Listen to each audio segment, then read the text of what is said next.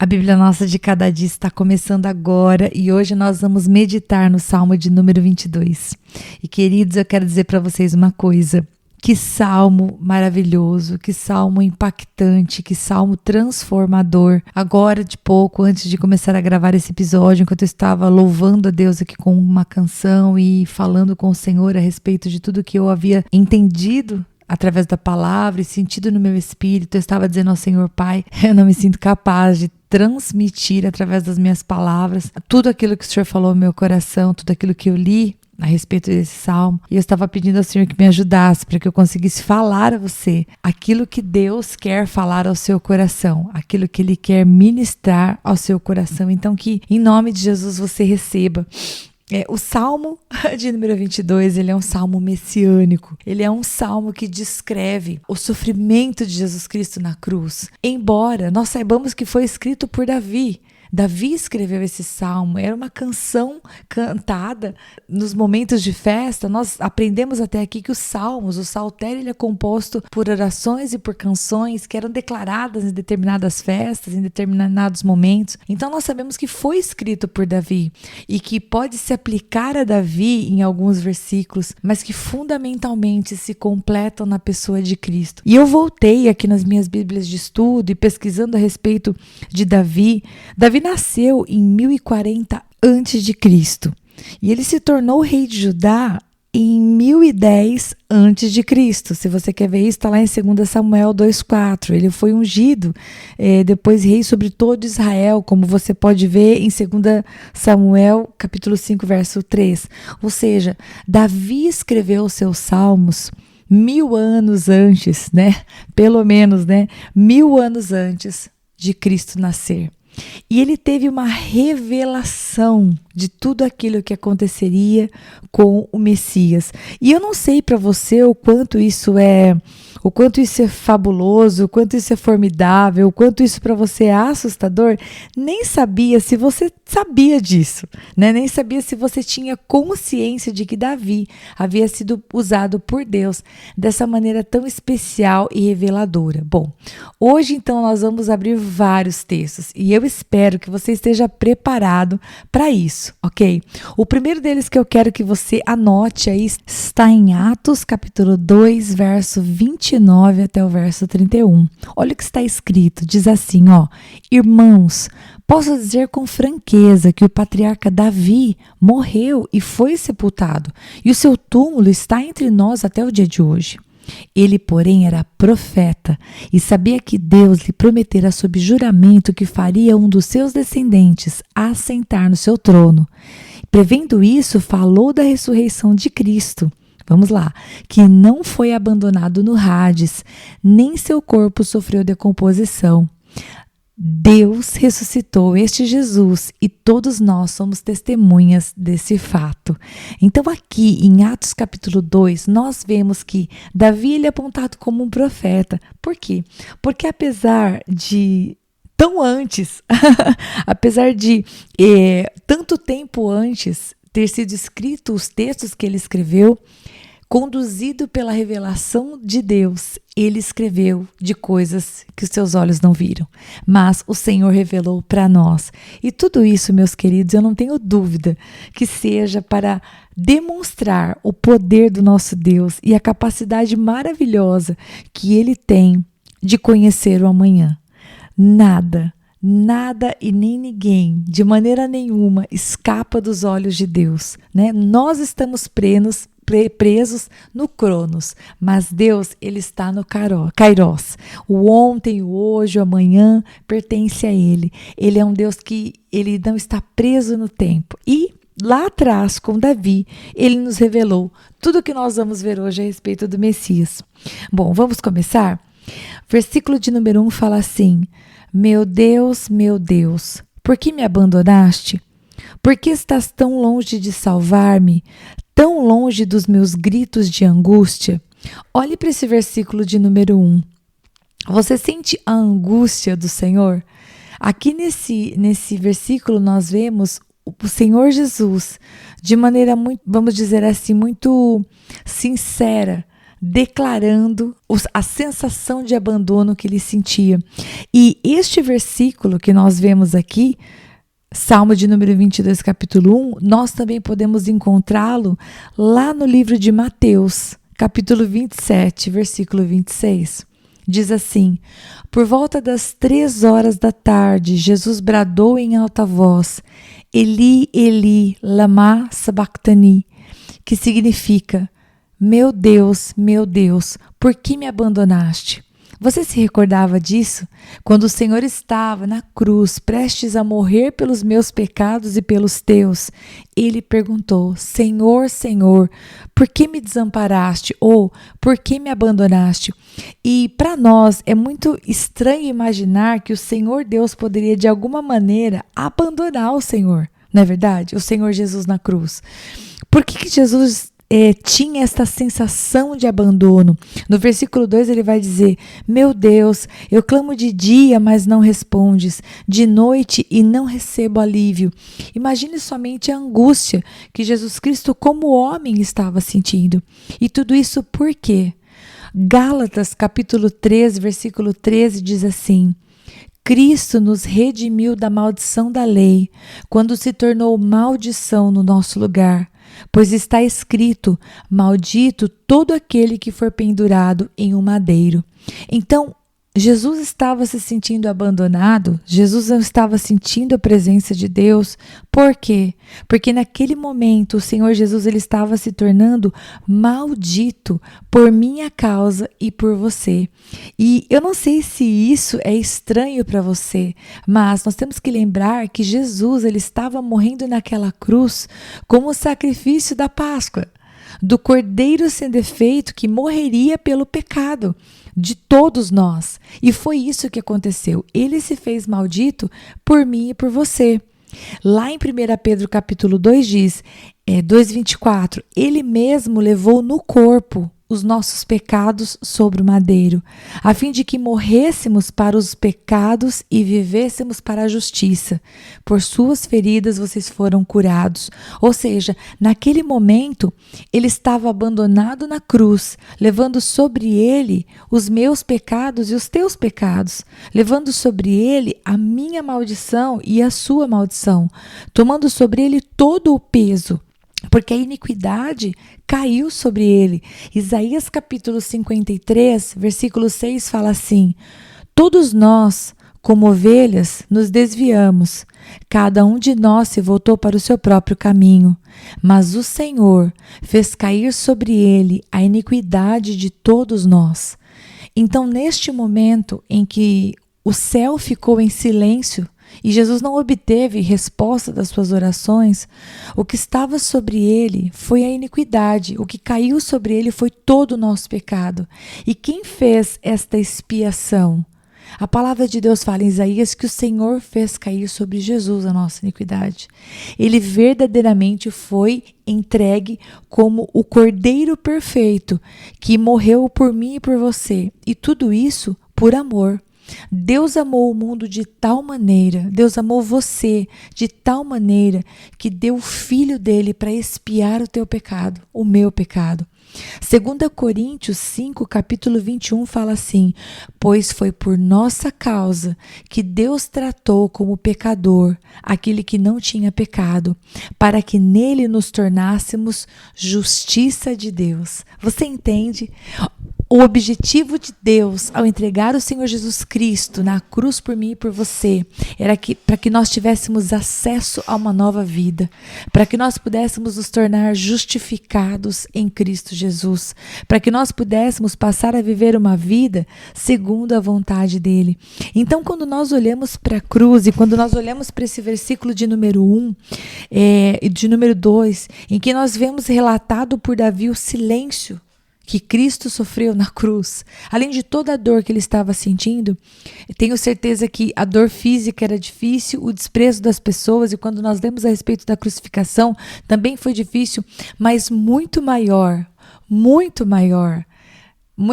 dor foi gerado pelo silêncio do céu. Eu não tenho dúvidas a respeito disso. E daí no versículo 3 continua assim, tu, porém, és o santo, és rei, és o louvor de Israel. Em ti, os nossos antepassados puseram a sua confiança, confiaram e os livraste. Clamaram a ti e foram libertos. Em ti confiaram e não se decepcionaram. Pare aqui um pouquinho. Então nós vemos que Davi, ele relata o sofrimento e a sensação de abandono de cruz que Jesus sentiu na cruz, mas logo na sequência, os versos que Davi vão declarando mostra que ele conhecia o seu Senhor.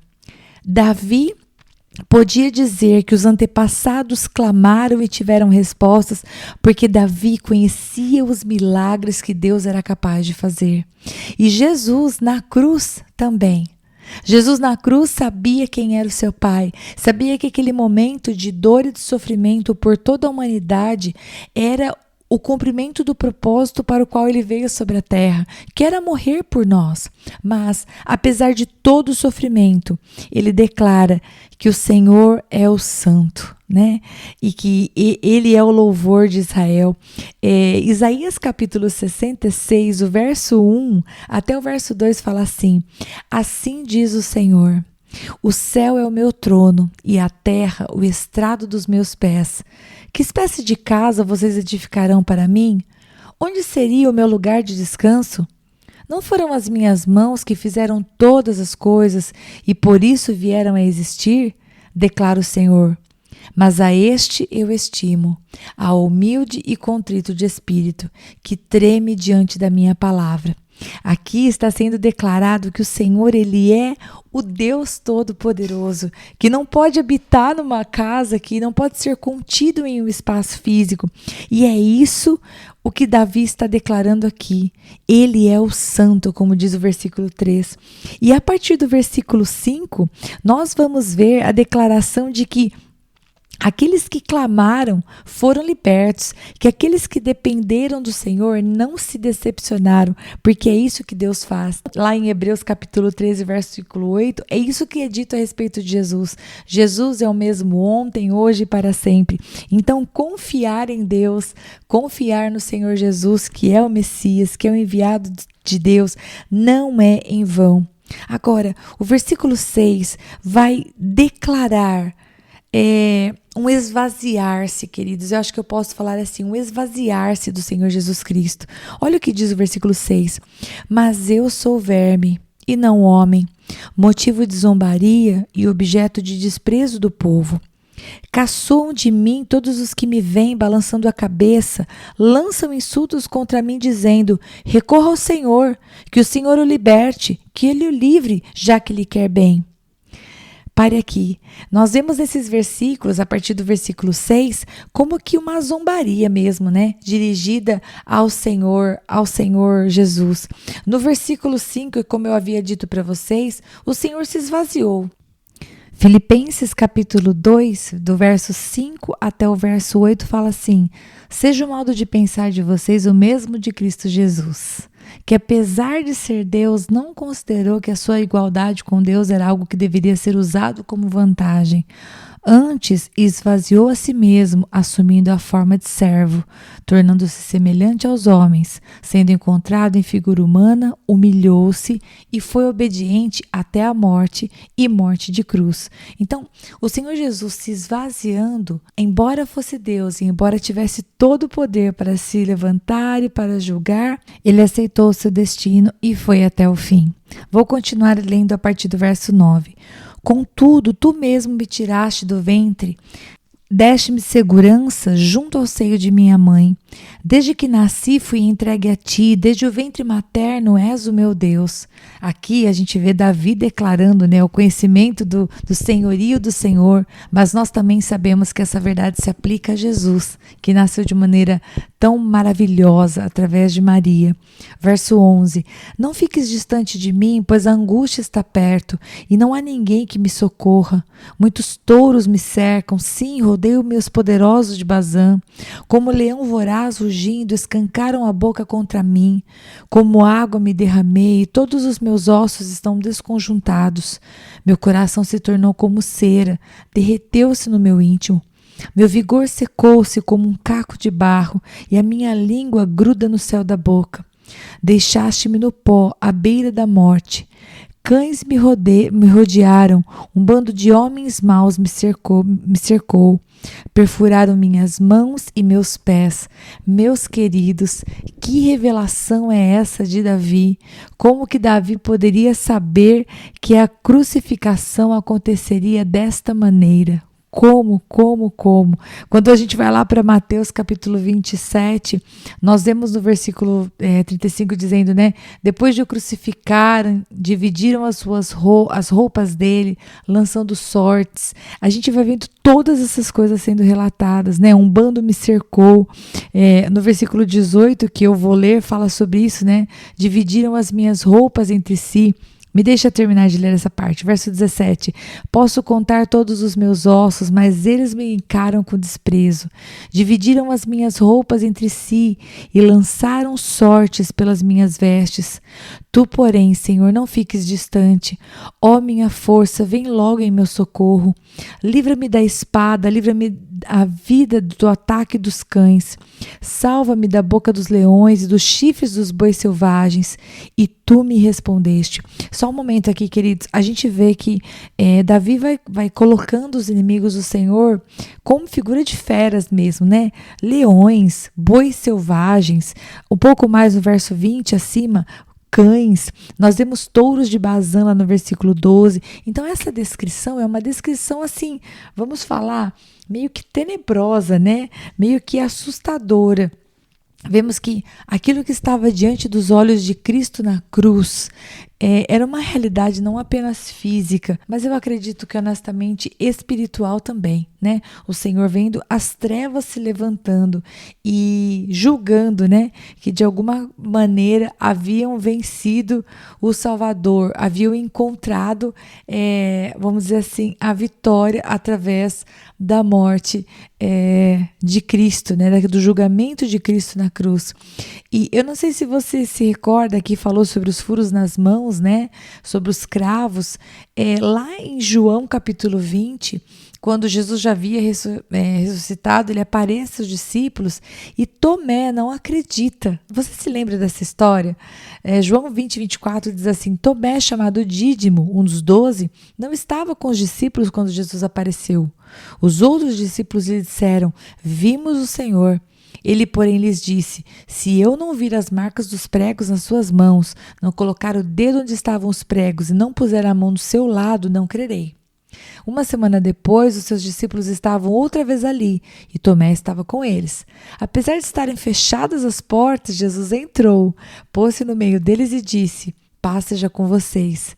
Jesus disse a Tomé: coloque o seu dedo aqui, veja as minhas mãos. Estenda sua mão e coloque-a no meu lado. Pare de duvidar e creia. E eu vou parar a leitura por aqui. Então, lá no Evangelho de João, nós vemos relatado os ferimentos do Senhor. E aqui, de maneira maravilhosa, Deus mostra para Davi que o nosso Messias, o nosso Senhor, ele também teria as suas mãos feridas. E eu vou continuar lendo agora a partir do versículo 22. Siga a leitura comigo, por favor. Vamos lá. Versículo 22. Proclamarei o teu nome a meus irmãos. Na assembleia te louvarei. E se na assembleia te louvarei, anota por favor, esse texto ele é mencionado lá no livro de Hebreus. Hebreus capítulo 2, no versículo 12 é mencionado, mas eu vou ler desde o versículo 11. Fala assim: ora, tanto o que santifica quanto os que são santificados provém de um só. Por isso, Jesus não se envergonha de chamá-los irmãos. Ele diz: proclamarei o teu nome aos meus irmãos, no meio da assembleia te louvarei. Então esse versículo 22, ele é mencionado lá em Hebreus 2, versículo 12. E nós vemos aqui, né, o Senhor dizendo que não teria vergonha de proclamar ele no meio dos seus irmãos. Somos filhos de Deus e é um prazer ser chamado de irmão de Jesus Cristo. Continuando, verso 23. Louvem-no vocês que temem ao Senhor, glorifiquem-no todos vocês, descendentes de Jacó. Tremam diante dele todos vocês, descendentes de Israel. Pois não menosprezou nem repudiou o sofrimento do aflito, não escondeu dele o rosto, mas ouviu o seu grito de socorro. E aqui nós vemos o versículo 4 mostrando que, embora Jesus Cristo, sim, ele estivesse carregando sobre si todo o peso do pecado, embora ele estivesse sendo feito maldito, por nós, o Senhor respondeu à oração. Não escondeu dele o rosto e ouviu o seu grito de socorro. E o versículo 21 vem a adoração, De ti vem o tema do meu louvor, na grande assembleia. Na presença dos que te temem, cumprirei os meus votos. Os pobres comerão até ficarem satisfeitos. Aqueles que buscam o Senhor o louvarão. Que vocês tenham vida longa. Todos os confins da terra se lembrarão e se voltarão para o Senhor, e todas as famílias das nações se prostrarão diante dele, pois do Senhor é o reino, ele governa sobre as nações. Todos os ricos da terra se banquetearão e adorarão, haverão de ajoelhar-se diante dele todos os que descem ao pó, cuja vida se esvai. A posteridade o servirá, gerações futuras ouvirão falar do Senhor, e a um povo que ainda não nasceu, proclamarão seus feitos de justiça, pois ele agiu poderosamente. Glória a Deus. Esse capítulo, esse salmo é maravilhoso e eu estou assim fortalecida na minha fé e no Senhor. Que lindo ver a promessa de que uma geração que ainda não havia nascido, iria proclamar os seus feitos de justiça, porque nós vamos vendo aqui nos últimos versículos desse salmo que o sofrimento de Cristo teve um resultado, e o resultado permanente foi a nossa salvação, a nossa liberdade de nos achegarmos a Deus e sermos participantes do seu reino. Um dia, naquela cruz, o Senhor Jesus disse: está consumado. João capítulo 19, versículo 30 diz isso. E porque está consumado, a posteridade o servirá, como diz o verso 30. Sinto muito por ter sido tão extenso esse podcast. Espero que você tenha conseguido se maravilhar com as revelações que Davi teve. Eu teria muitas outras coisas para acrescentar, muitos outros textos foram separados, mas eu penso que você já conseguiu entender que sim, o Messias foi revelado no pensamento, na mente, no coração de Davi e foi escrito aqui nesse Salmo de número 22, coisas maravilhosas, coisas misteriosas, coisas secretas que ainda não haviam sido reveladas, mas que foram reveladas em Cristo Jesus, que foram completadas plenamente no nosso Messias. Deus abençoe muito você e amanhã, se Deus quiser, voltamos para o Salmo de número 23.